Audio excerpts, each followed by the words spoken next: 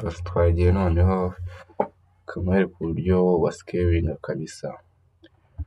First of all nagiye mfata UPI mpita nza pestinga muri ino web bita Kigali City Master Plan 2020 and then urabona ko bampaye details zose z'ikibanza, bampa ubuso, bampa zoning kirimo kiri muri R2 kumva naha kiri nyine tu.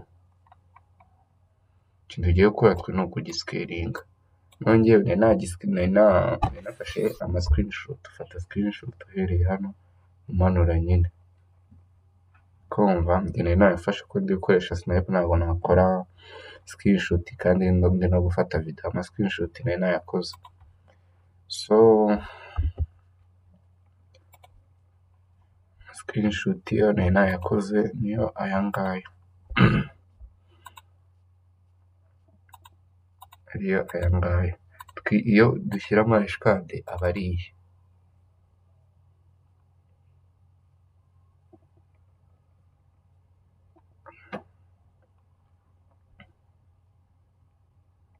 Iyi niyo dushyira muri hashcard screenshot. Ikibanza cyacu ni iki ngiki, ubwo tugiye guhita tuyishyira muri hashcard.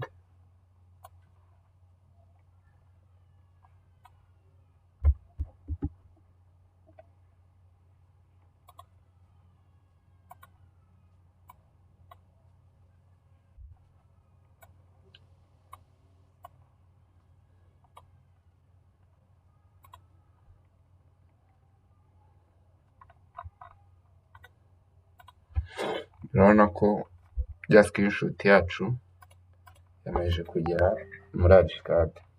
So icyo tugiye gukora rero ni ugusikelinga. Ikintu tugiye kubona tugakora, turaza muri hano muri document, tujye mu mirongo, tuze ahangaha muri solid tuwukuremo, dukoresha uyu nguyu wa X, tuze tuhindurire n'ibara and then ikibanza cyacu tukidraginge tunyuze muri izi boundary zacyo nyine dukuye muri master plan. Ubwo turagendera muri iyi nyine.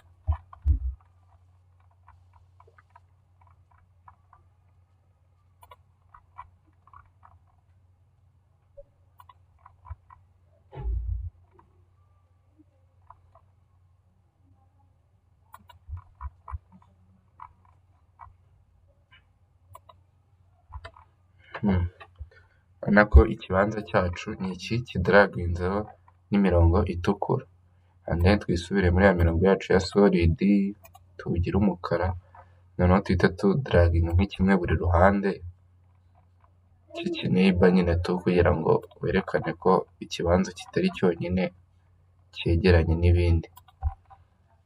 Ariko icyacu cyo tuba twakoresheje imirongo idasa nk'indi nyine tu kugira ngo bibe bitandukanye.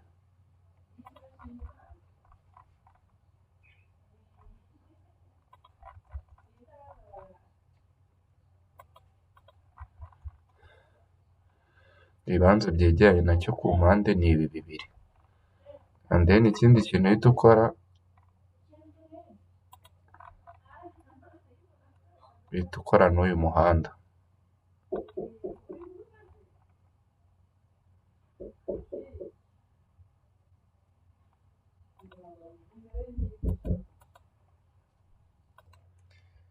So twakomeje, ubwo umuhanda wacu ni uyu nguyu uhita udraginze, sibyo?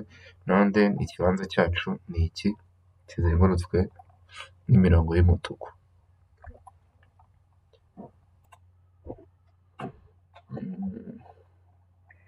Tuhita tuza tuguma handi muri ya document yacu ahangaha ku mpande, tukaza kuri no boro bita iyi tool bita fill, ukayikirikaho, noneho ugahita uza hano hejuru ugakaraga suri, ukajya hano hirya ukaza kuri show area text, aka kantu ukagakirika kakazamo and then wowe kubera ko iyi mirongo uba wayizengurukije birakunda, uhita ukanda kuri space, iki gitabu kinini cya space, urabona ko bihita byikora, noneho ugikirikaho ugahita ukanda double click, hahita hazamo ubuso ikibanza aka kanya bufite tutaragisikelinga. noneho ubu buso nibwo tugiye kongera bukaza kungana n'ubu ngubu 494. So icyo tugiye gukora noneho ni iki, urabona ko ino fili idufasha nyine, idufasha kumenya ubuso bw'ako kanya ukuntu bungana. Urabona ko ka kantu gakuyemo shoyire ubuso buhita bugenda, ubona ari fili nkeya y'ikintu kiri aho. Ariko iyo uyishyizemo bahita bakwereka ubuso, kandi iyi fili ikunda nyine uyishyiramo kugira ngo bibe kuriya, ari uko iyi mirongo yose nazengurukije ifatanye, iyo idafatanye ntabwo byakunda. So icyo tugiye gukora tuhita duselectinga ibintu byose,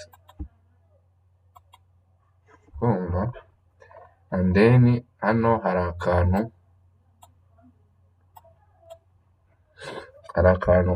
ngaka bita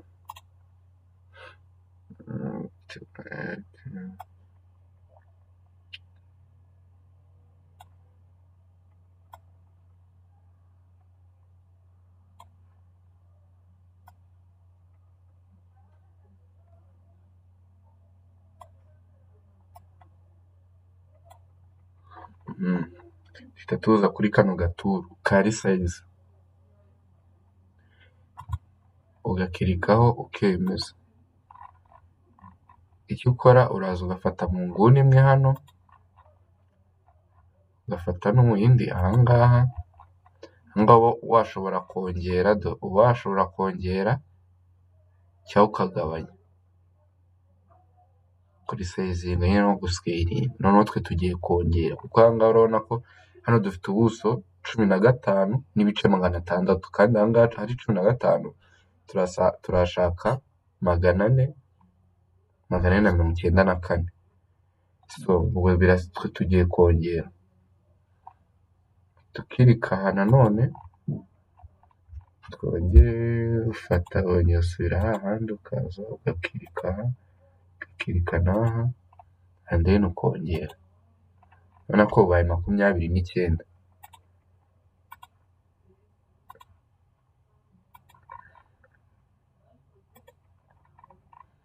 Ubaye 185.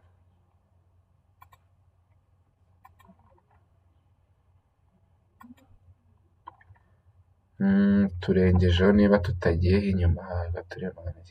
Ahangaha urabona turaburaho ubuso 11 maybe hari. Turabikora mpaka buhuye tu. Ubwo iyo ubona habura ubuso bukeya kugira ngo bwa bundi ushaka bwuzure, icyo gihe wongeraho akantu gato.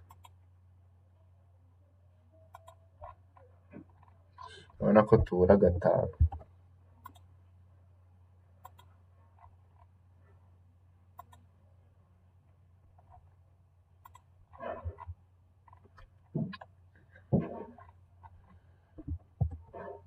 Ntibize kubacanga gutya ndi guhita nkirika ndi gukoresha shortcut.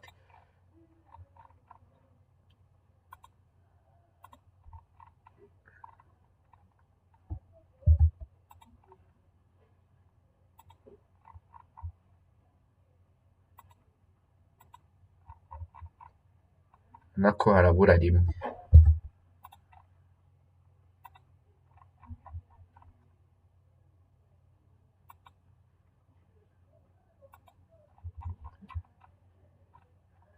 Yongeyeho ibice. Iyo ubona haburaho akantu gato, nawe wongeraho akantu gato kugira ngo bitaza kuza kurenga cyane.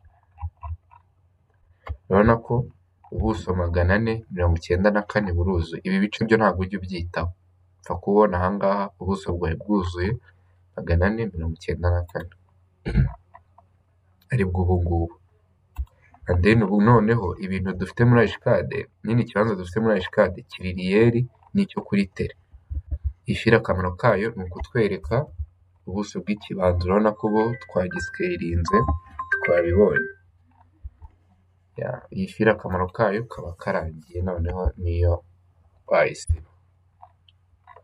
Ugahita usigarana ikibanza cyawe. Noneho ikindi kibazo ntabwo twagikoreramo kimeze gutya, birasaba ko tukirotetinga. Icyo dukora turaselectinga nanone ibintu byose, and then dukoreshe rotate, tuze tukirotatinge kibe kiri kigeze.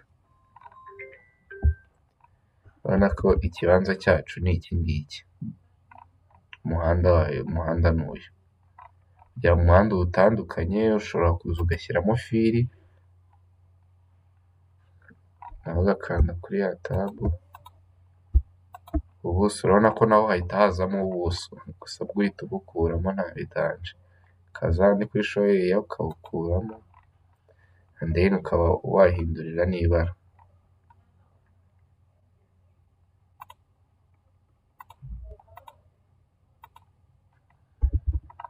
Umuhanda wo ni uyu nguyu, ikibanza cyacu ushatse kubireba urabona ko ikibanza gifite, aha ngaha mu kuzamuka gifite metero 24, hafi 25 kuri metero 19 hafi 20. Yego, ubwo n'akamaro k'iyi location map kaba karangiye, yo ntabwo tuyisiba ariko turayikirika niyo yonyine duselectinga, tugakanda right click, tukaza muri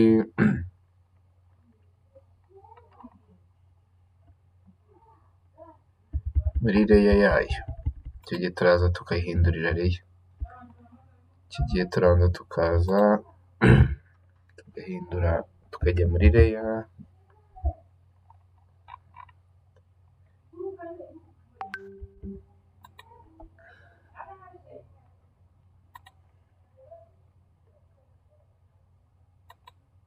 tukagira hidden, tukaba turayiburishije nyine. Anytime ariko wayishaka wayigarura tu, ntabwo biba bivuze ko uyisibye. Urabona ko iba yagaruka ni uko wayihidinze, ukaza kuri layer hide, ikibanza cyacu tugasigara ari iki, and then ukaba watangira ukagishushanyiririzamo inzu yawe tu.